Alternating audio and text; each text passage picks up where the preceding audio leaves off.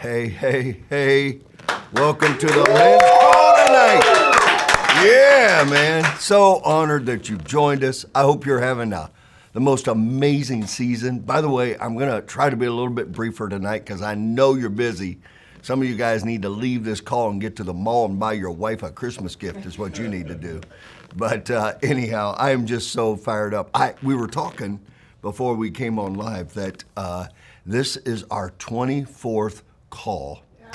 We started in 2021, isn't that great?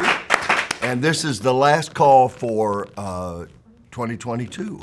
And we're getting ready to go into 2023. See how smart I am? That is just amazing. Anyhow, I hope you're doing amazing. Listen, one of the reasons that we started, I just want to review this for a minute, was I realized that men do not get their lives changed where most men's groups come together, and that is they come together, I'm not against this, but they come together with eggs and a speaker. And I just found out that men do not get their lives changed that way. We have birthed something outside of this men's call that we do twice a month called the Men's Locker Room.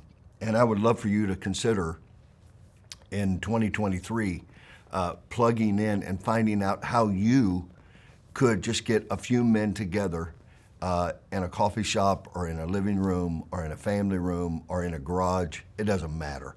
Office building, wherever you do it, manufacturing center, and just start building men together.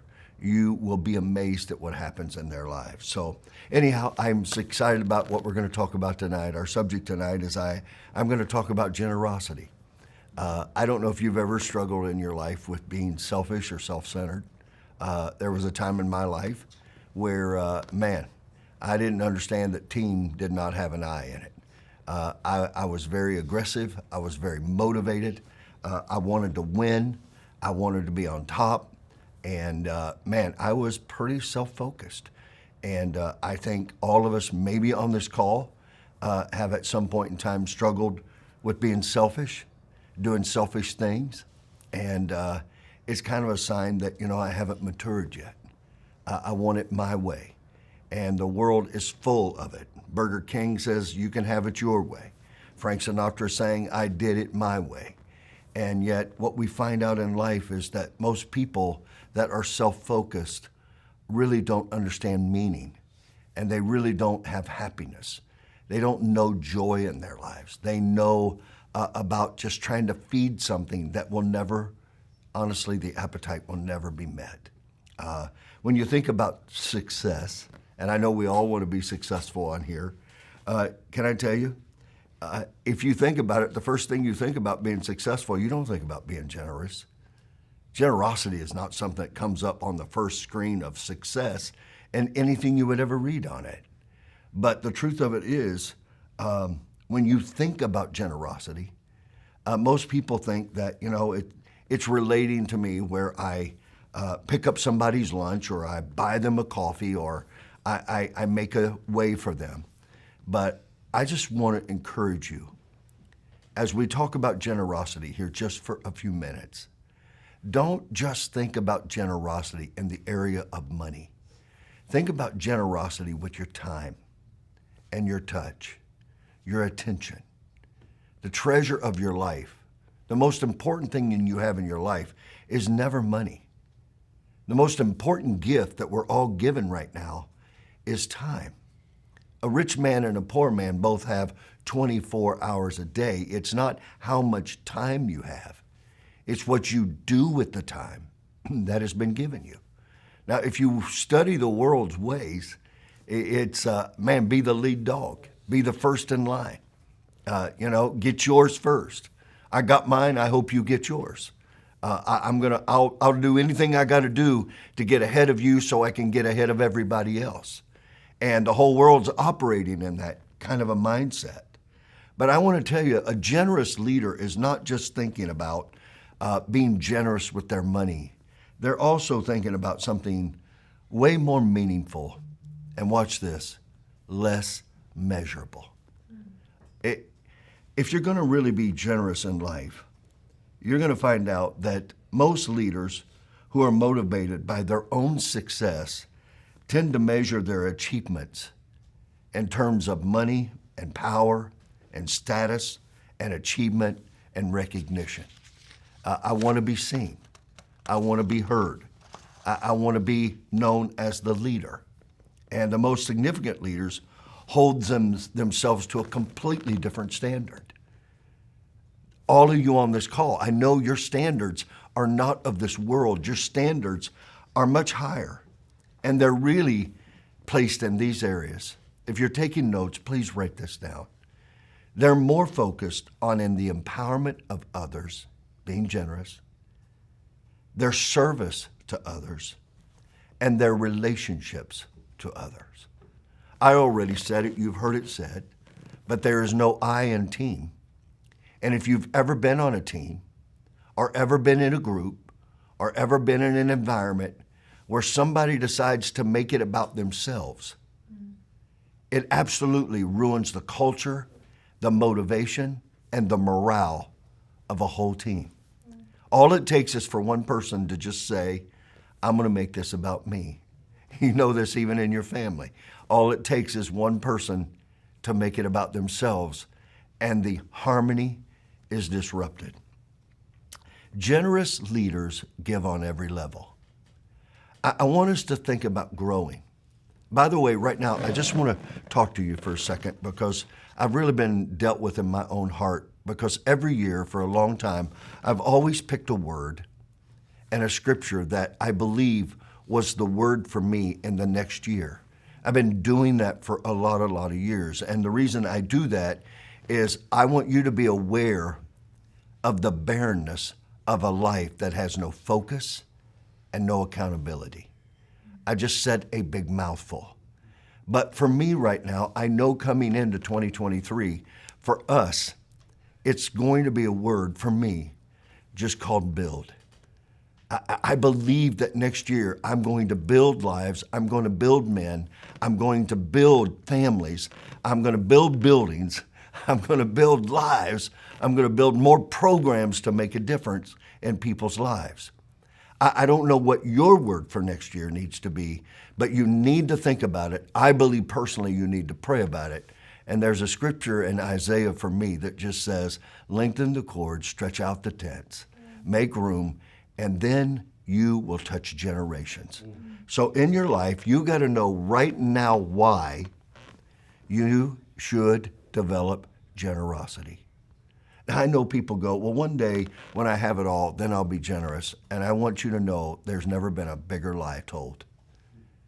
Generosity is more about a spirit and a heart and a mindset than it is possessions. It's somebody that understands generosity at a whole nother level. So they're generous with their money and their time and their energy and their talents. These are generous leaders. With everything they have, watch this. I want you to write this down. They're never content to do what's just expected. I want to tell you, if you're building a team, if you're building a company, if you're wanting to get a promotion in life, the thing that costs people promotions more than anything else is this one statement. Well, I didn't do it because it's not my job. That's not being a team player, and that's not being generous. As a leader, you're going to find yourself doing what other people won't because they're going to say, it's not my job. But somebody's got to do it in order for the team, the family, to be set up to win. Isn't it amazing? Let me be scriptural with you for a second. That we get this great challenge to us in the Word of God that says, if anyone wants to follow me, let them deny themselves and pick up their cross and follow me. Wow. You and I right now need to look at our lives and say, where am I turning down my next promotion because I'm saying, well, they don't pay me to do that. I know it needs to be done, but that's not what I get paid for. Listen, if you are faithful in the little, you're going to be given a lot more, not only on this planet, but when you leave this planet. This will be true. They're never content with what to do just what's expected.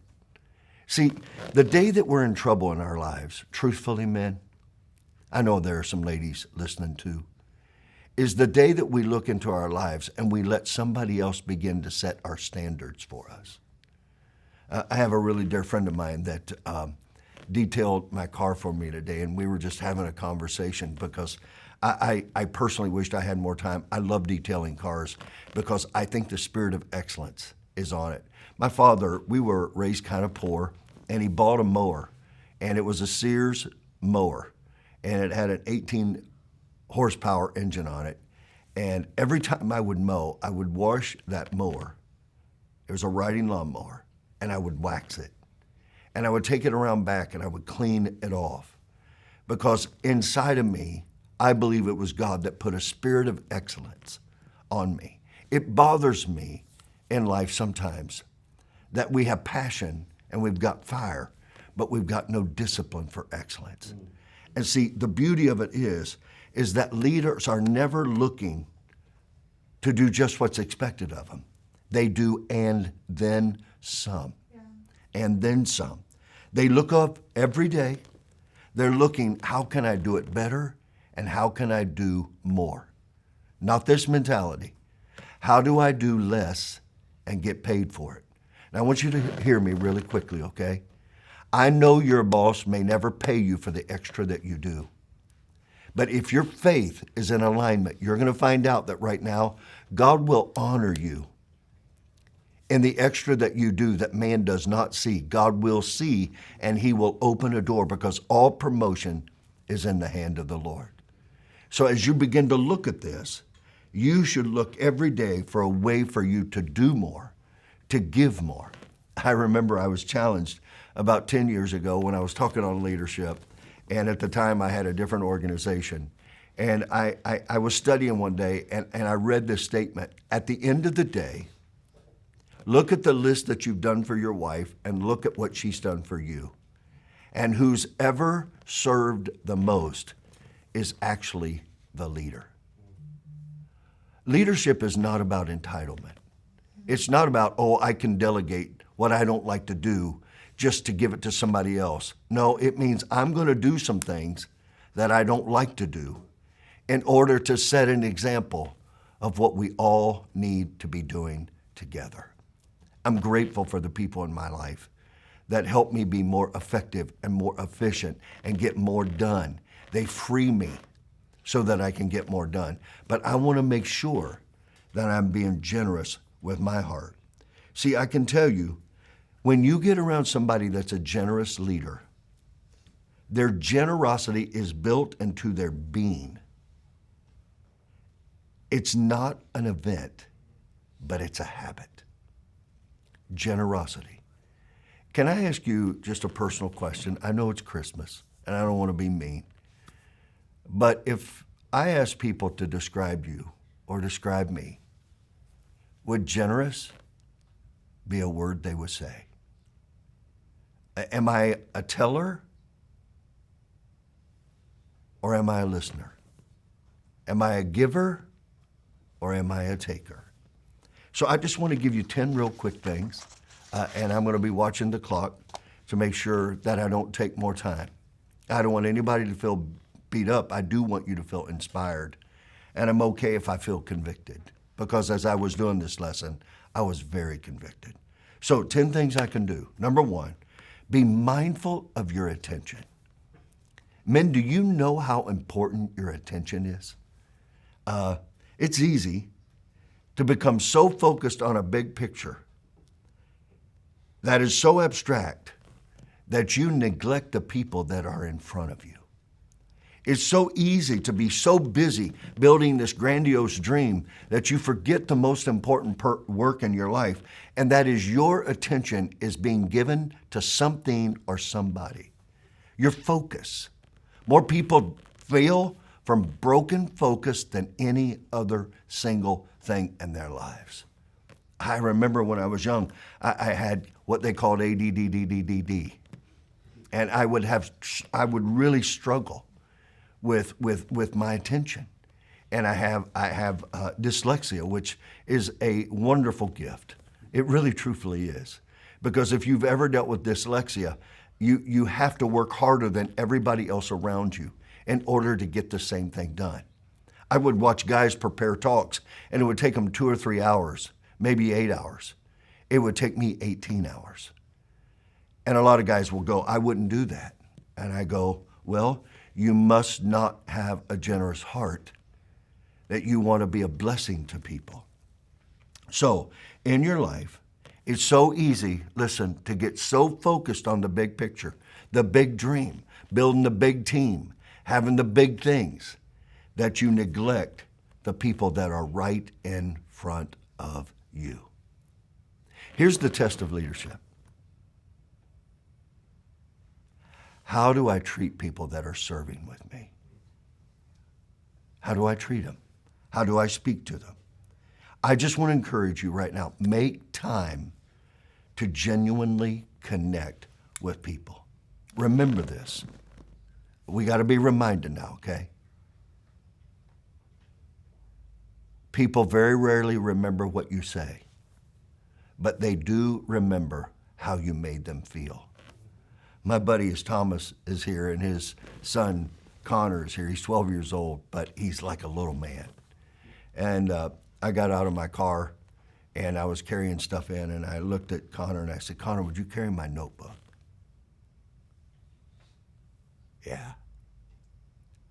Connor, you're that important. Can I carry my own notebook? Yeah. But I want Connor to know how important he is to me, that I would trust him with my lesson for tonight. See, don't miss what's in front of you. Some of you scare me.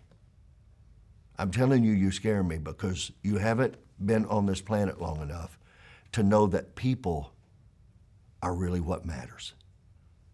Deadlines are awesome. Profit is great. We want to win, but let's be generous with our attention. Be a noticer. Be a person that points out when people do things incredible. At the ranch, we've had all these incredible events. Our Christmas celebration, and then we did Christmas Under the Stars. You have no idea of the amount of work that our team put in. And I just know that we got to take a moment and celebrate our victories, because that gives us energy to forge ahead on getting more done than we're even able to get done. See, people can give you their hand, but when they give you their heart, in your home, let's be these kind of leaders. The second thing is share your gift. I think in order for you to share your gift, you've got to know your gift. And some of you don't even understand your gift. You don't understand the wisdom and the knowledge that you have. You don't understand your experiences, your failures and your successes, what they mean to you. You see, success is not about an age thing. It's about, honestly, making deep commitments and then building. So some of you have gifts and you have wisdom and you have experience, and it doesn't make you a know-it-all, it makes you a serve-it-all. It doesn't make you a know-it-all. It makes you, I can serve all. And so as you're building your expending, can I just encourage you? Don't waste your youth. Don't waste your youth. It's so easy to waste your youth. And if you do, you're going to end up, honestly, not sharing the experiences that you're learning from already. Share your gifts. Some of you have got gifts. You've got talents. You're organizers. You're fixers. I've got guys around me, they're incredible at construction. You don't want to trust me. Trust me, you don't want to trust me with a hammer. You just don't want to trust me with a hammer. So I just want to encourage you. Number 3, be liberal with your time. It's natural to want to be protective of your time. Especially, watch this, when you already feel there isn't enough hours in the day. Now, there's not a person that I'm talking to right now in this season that does not feel like, I'm not going to get it all done. I can't do it all. And if you're not careful, can I tell you, you will start cutting corners with your time. The people that need you the most in your life Normally when they need you, it's not convenient to you. I've noticed that through the years, I love our young adults. I love Bree and Blake. But I realize when they need to talk, it's not normally convenient. But don't ever forget this. Kids spell love Time. Now we get in these battles over quantity or quality. Come on, really? I think sometimes the greatest thing we can do is just hang and being together. So we try to do our best with as busy as our schedule is to just find those moments where we can hang out and I can give time. You see, it's easy in what I do, probably in what you do, to give my best of me away and then come home and have nothing left. It's easy for me to give my best away to customers and then not have any time for my teammates. I just want to encourage you, when you feel like there are not enough hours in the day, I just want to encourage you to slow down, take a moment, be unhurried. I cannot tell you how many times in a week I get this one question. Have you got a second? Have you got a second? Now listen to me, leaders. You know as well as I do, you don't have a second. But somehow you find a way to create the second, to create the importance and the generosity of your time and your attention. Number 4, really let people know how important they are to you. If you're going to be a generous leader, watch this. Choose words and actions that make them feel significant and as if they matter. I watch people all the time, and it breaks my heart as a leader because I know that it's going to keep them from being all that they want to be. I know it's going to keep them from succeeding at the level that they could, because once people get under stress, that's normally where all the real money and real success and real growth is. But I watch them fail being able to control their emotions and their words. And they begin to get short, and they get critical, and they start measuring, and they start judging. Now, I'm going to confess something to you. I'm really good at that. I've got a special gift at critiquing people. You don't have that, but I do. I can see the flaws in people. But how many of you know with me right now, you only see what you're looking for? And when I read the 13th chapter of Corinthians, it says it keeps no record of wrong. It changes your perspective of what you're looking for. See, I know all of you right now, there's more of you in you. You know that. You know you have more potential than you're living at. But right now, nobody's come along and told you how important you are, or at least they didn't show you. See, it's not when everything that's going great that I can talk to people and honor people. Our team knows that on Sunday morning when I get there, I walk in, and if they haven't already started, I'll walk around and shake everybody's hand and just touch them on the arm. What am I doing? Well, I'm not playing a game. I'm letting them know how important they are to me personally and how valuable they are on the team. By the way, if you really want to be generous in this, start speaking what you want people to be, not what they are. You are a mighty man. You are a warrior. You're going to change the world. You're going to touch lives. And you will be amazed at how many people will step into your confession over their lives. If I could pray anything for you tonight over this call, I pray 2 things for you right now in this season. Number 1, you know your value. And number 2, you figure out what you really want. What is it that you want? So I just encourage you, there's nothing that goes further in building a strong team and an organization than for people around you to feel appreciated. It is amazing how quickly somebody with a negative attitude and a mouth that is filled with negativity and loose words, where they treat people like they're the boss and command people. Does that mean I just sit around and I'm weak? No, no, no. Listen, people should, before they go into war, know what they need to be doing. And then you and I, as we equip them, now let's encourage them. Watch what happens in your growth. Number 5, stand up for your people. Have their back. Watch for what they're doing and what they're giving. Show them that you really do appreciate their support and their assistance, and that you need them individually and collectively. I want you to hear me. This will create such long-term loyalty and trust and commitment from your people.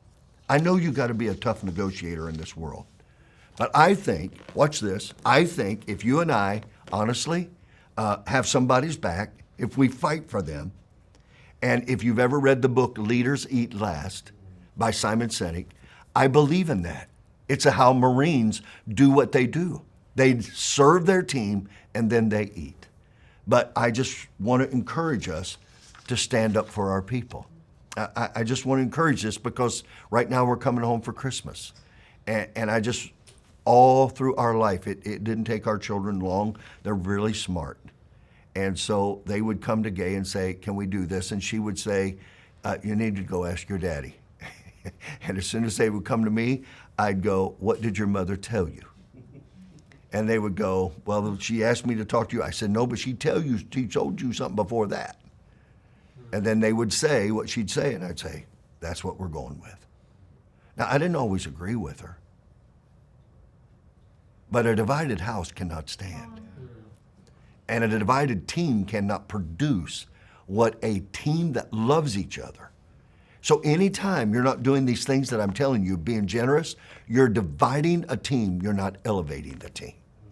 So we just got to be aware of this. Number 7, did I do 6 yet? 6, okay, let's do 6. Be lavish. Be really, really generous with acknowledgments.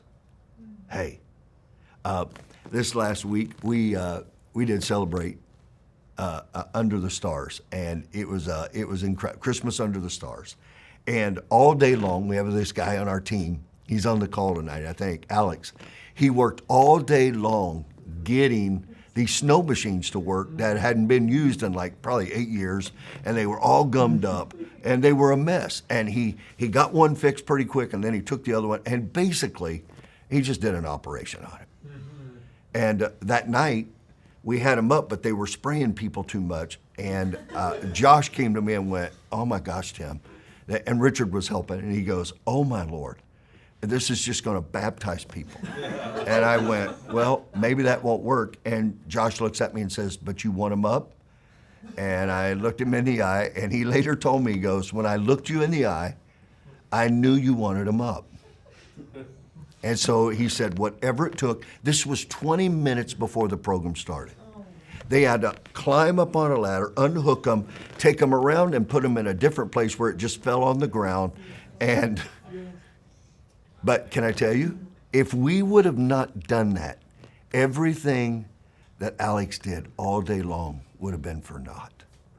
And him and his wife had a victory. They were plugging them in. It was like hilarious. But I want to tell you, be lavish with acknowledgments. Publicly celebrate every success. Now, some of you are going to argue with me, and some of you got great big leaders in your life that are going to disagree with me right now, okay? But I don't believe you get people to do their best by publicly humiliating them. Yeah.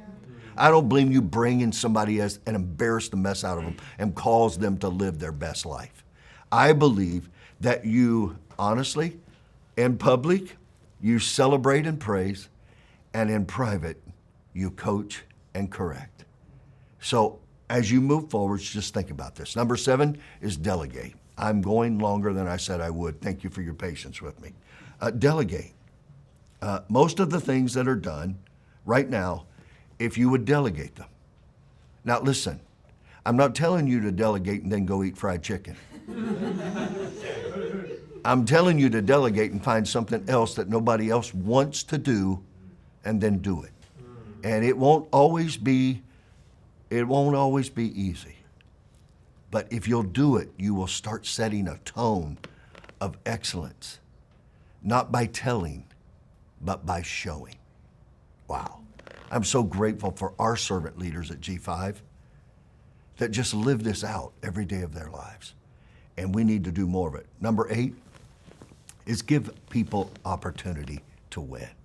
Matter of fact, I would Goaderize that just a little bit and say, men, on this call, not only give them an opportunity to win, but set them up so that they can win. Wow. We honestly need to understand people need a chance to win. And so if you and I can create circumstances for them ahead of time where it's easier for them to succeed. I'm not talking about making it so easy they can't do it. I'm not talking about doing for people what they need to do for themselves. I am talking about you being willing and able right now to set other people up to win. In your home right now, how are you setting other people up to win? I can tell you almost every day, I text somebody in my family and go, how can I serve you? What do you need from me? Helping other people win, and then watching this, making sure they get the credit, not you. Be generous in your credit. Be generous. I just want to ask you right now, what doors can you open for someone else? What doors can you close that need to be closed?